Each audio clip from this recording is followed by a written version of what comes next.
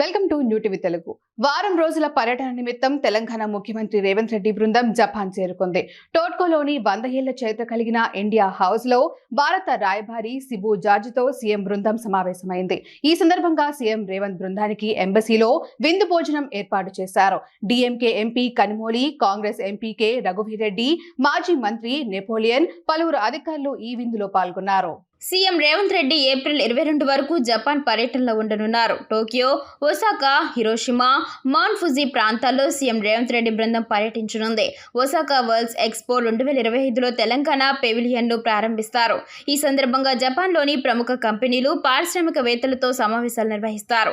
తెలంగాణలో పెట్టుబడులు, సాంకేతిక సహకారంపై చర్చలు జరపనున్నారు. Sony group, JETRO, Japan bio industry అసోసియేషన్తో సమావేశమవుతారు.